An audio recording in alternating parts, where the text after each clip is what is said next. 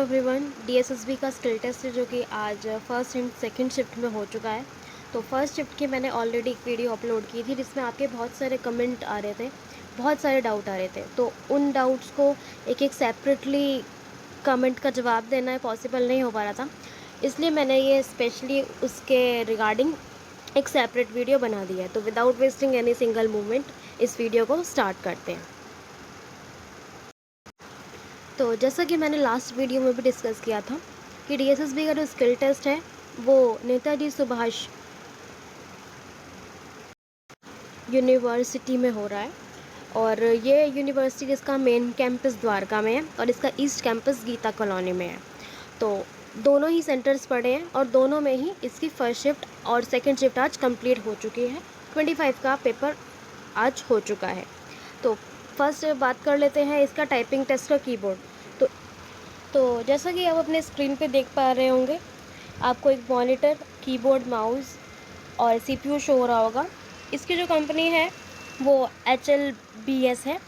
ये इसी कंपनी का हमें सिस्टम और कीबोर्ड डीएसएसबी की टाइपिंग में प्रोवाइड किया जा रहा है। अगर आपकी टाइपिंग है डीएसएसबी की तो आप इस कीबोर्ड से पहले ही प्रैक्टिस करके रख सकते हैं ताकि वहाँ पे आपकी टाइपिंग इजीली आप उसे क्वालिफाई कर लें। बहुत से स्टूडेंट को ये इशू होता है कि बैक स्पेस का जो की है वो छोटी है या बड़ी है। तो बैक स्पेस की जो की है, जैसे कि नॉर्मल कीबोर्ड्स में होती है बड़ी, तो उन कीबोर्ड्स में भी बड़ी ही है।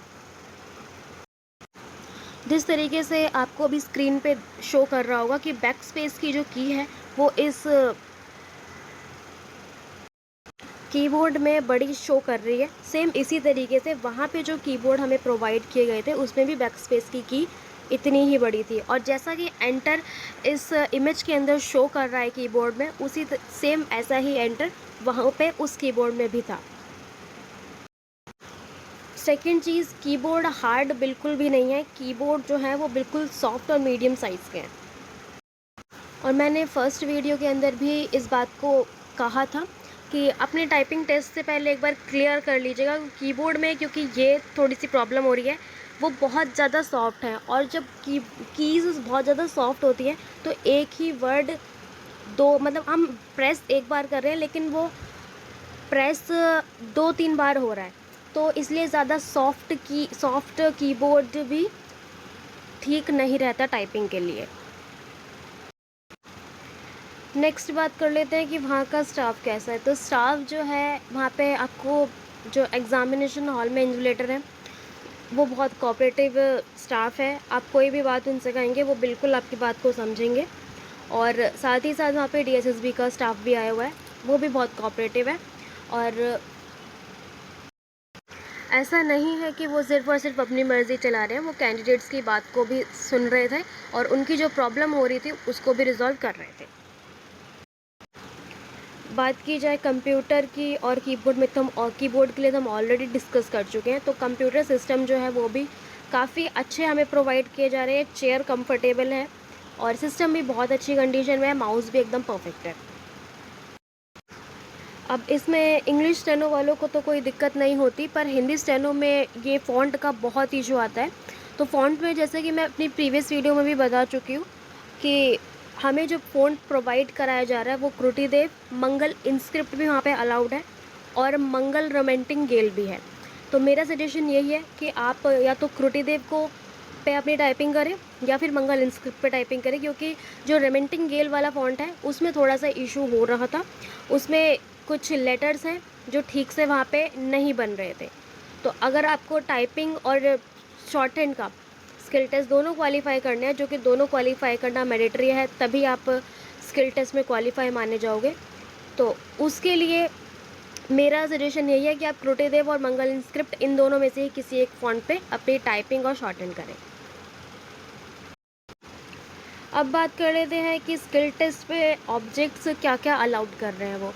तो ट्रांसपेरेंट पॉकेट में या फिर एग्ज़ाम सेंटर पे हम जनरली एक पाउच कैरी करते हैं जो कि ट्रांसपेरेंट होता है। उसमें आपका पेन पेंसिल जिससे भी आप शॉर्टन करते हैं वो अलाउड है। और साथ ही साथ इसमें जिस पेन से आपका हाथ बैठा हुआ है आप उस पेन को अपने साथ ले जा सकते हो। ऐसा नहीं है कि सेंटर से ही स्टेशनरी आइटम प्रोवाइड होगा। अगर आप नहीं लेके आए हो तो वो बात अलग है, सेंटर पे भी अवेलेबल है।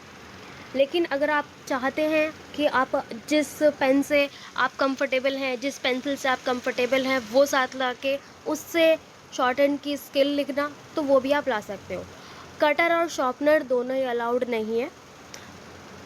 जितने भी शार्प चीज़ें हैं वो अलाउड करने से मना कर दिया उन्होंने। अब स्किल टेस्ट होने के बाद बात करते हैं इसका रीडिंग टाइम मिल रहा है या नहीं मिल रहा।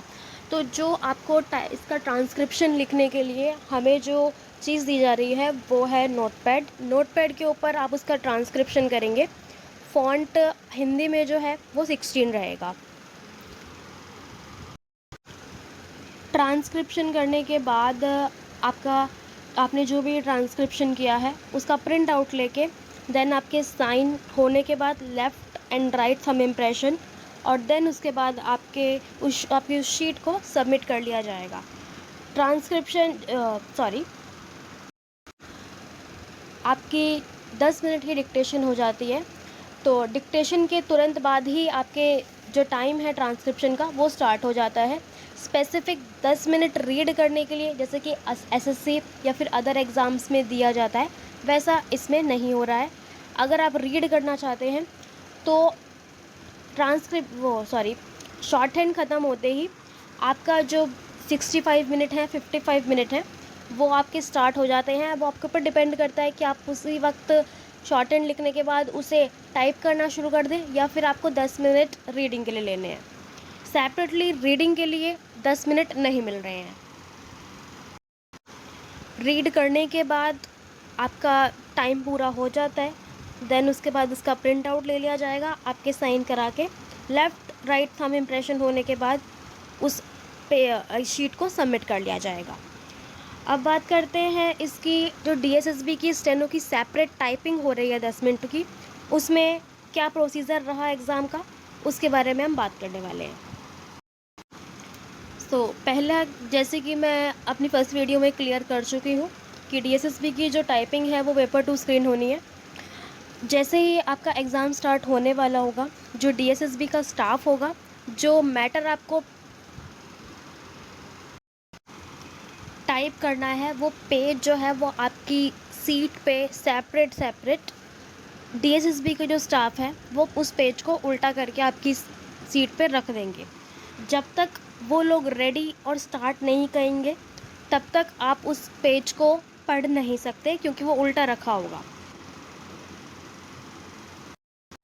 उसके बाद 10 मिनट का टाइमर लगाया जाएगा डीएसएसबी के स्टाफ और वहाँ के जो इन्विजिलेटर हैं उन दोनों के ही थ्रू। जब वो लोग स्टार्ट बोलेंगे तब हमें वहाँ पे उस पेज को पलटने का टाइम स्टार्ट होता है।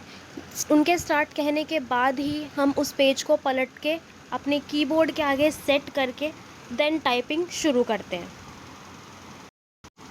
और बहुत सी जगह टाइपिंग में ऐसा होता है कि बीच में इन्विजिलेटर जो होते हैं वो बताते रहते हैं कि 8 मिनट लेफ़्ट, 5 मिनट लेफ़्ट, लेकिन उन्होंने ऐसा नहीं किया। उन्होंने जब सिर्फ़ और सिर्फ 1 मिनट लेफ़्ट होगा तभी वो बोलेंगे कि अब 1 मिनट बचा है, जल्दी जल्दी जितना भी है आप टाइप कर लो। और जैसे ही वो 1 मिनट ख़त्म हो जाएगा वो लोग स्टॉप बोलेंगे और जो पेज आपको दिया होगा उसे ले लेंगे वापस। और उसी वक्त आपको ये इंस्ट्रक्शन दे दिए जाएंगे कि स्टॉप कहने के बाद आपको कीबोर्ड टच करने की परमिशन नहीं है। सेम शॉर्ट हैंड की तरह फिर इसका भी प्रिंट आउट लिया जाएगा। प्रिंट आउट लेने के बाद सेपरेट स्टूडेंट के साइन होंगे, लेफ़्ट राइट थंब इम्प्रेशन होगा और फिर उसके बाद जाके आपका ये टाइपिंग टेस्ट ख़त्म होगा। सो आई होप जिस तरीके से एग्ज़ाम आज हुआ है वो आपको समझ में आ गया होगा और आप अपने एग्ज़ाम में इससे हेल्प लेके अपना अच्छा परफॉर्म करोगे। टाइपिंग टेस्ट के लिए जो इम्पोर्टेंट पॉइंट और अपनी एडवाइस मैं ये देना चाहती हूँ कि आप उसमें जो आपको मैटर मिलेगा वो 400 वर्ड्स का होगा। तो आप मैटर को ज़्यादा से ज़्यादा टाइप करने से बेहतर है कि आप अपनी एक्यूरेसी पे फोकस करें, क्योंकि अगर आपकी एक्यूरेसी अच्छी होगी तो आपने जितना भी टाइप किया हो वो सारा बिल्कुल ठीक है। तो एक्यूरेसी इसमें ज़्यादा मेंटेन करके आपको चलनी है। और जब आपकी टाइपिंग स्टार्ट होती है तो एग्ज़ाम एनवायरनमेंट और सबकी कीबोर्ड की आवाज़, तो उसमें पैनिक बिल्कुल भी नहीं होना है। बस अपने मैटर पे फोकस करना है और जो भी टाइप करना है वो बिल्कुल सही टाइप करना है। एक और डाउट था जो कि कमेंट सेशन में मैक्सिमम कैंडिडेट्स पूछ रहे थे कि पंक्चुएशंस वगैरह आ रही हैं या जितने भी स्पेशल कैरेक्टर्स होते हैं या फिर न्यूमेरिक वैल्यूज़ जो होती हैं वो आ रही हैं या नहीं आ रही। तो न्यूमेरिक वैल्यूज़ नहीं आ रही हैं, स्पेशल कैरेक्टर भी नहीं आ रहे हैं। पंक्चुएशन में आपका फुल स्टॉप, कॉमा और हाइफन, इन 3 साइंस का ही मैक्सिमम यूज़ हो रहा है। और जो वर्ड्स हैं वो भी एवरेज आ रहे हैं, मतलब बहुत ज़्यादा बड़े भी नहीं हैं, बहुत ज़्यादा छोटे भी नहीं हैं। और मतलब एक तरीके से आप ये कह सकते हैं कि टाइपिंग जो है वो एक तरीके से एक मॉडरेट लेवल का मैटर आ रहा है। अगर आप घर पे 40 प्लस की आपकी स्पीड है तो वहाँ पे आप आसानी से निकाल लोगे। एक और ये बहुत इम्पॉर्टेंट जो टॉपिक है वो ये है कि ये जो मैटर आ रहा है DSSB का वो कहाँ से आ रहा है। इंग्लिश के अंदर तो जो आपकी केसी और प्रोग्रेसिव होती है, अगर आपने वो कर रखी है तो आप इजीली इस जो स्किल टेस्ट हो उसे आप क्वालिफाई कर लोगे। अगर आप 95 तक लिख लेते हो तो आप ये कर पाओगे, क्योंकि एग्ज़ाम में डिक्टेशन के दौरान फ्लक्चुएशंस भी हो रही हैं। कभी स्पीड 75 जा रही है तो कभी 85 जा रही है। तो फ्लक्चुएशंस की हैबिट जिसको है वो ये स्किल टेस्ट निकाल लेगा। अब बात कर लेते हैं हिंदी स्टेनो में। तो हिंदी स्टेनो में अगर आपकी खंड 1 कंप्लीट हो रखी है और आपकी आधी बुक खंड 2 रामधारी गुप्ता की मैं बात कर रही हूँ वो हो रखी है, तो उस केस में भी आपको ये मैटर ज़्यादा टफ नहीं लगेगा। मैटर जो है वो मॉडरेट ही आ रहा है। हम बहुत ज़्यादा आसान भी नहीं बोल सकते और बहुत ज़्यादा मुश्किल भी नहीं बोल सकते। कुछ टफ वर्ड्स भी हैं